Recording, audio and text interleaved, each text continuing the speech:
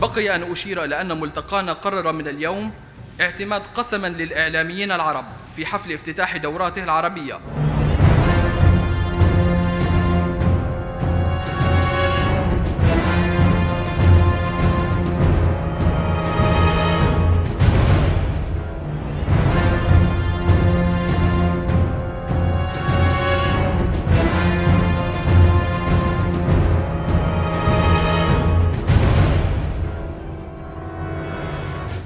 هوية الإعلام العربي تعرض لكثير من الاهتزاز.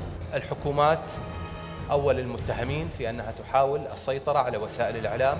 أنا أرى بأن ما ممكن مطلقا الصحافة تتقدم إذا العقل القارئ لا يتقدم. وعلينا أن نعترف بأننا خضنا تجربة جديدة لم نكن مهيئين لها.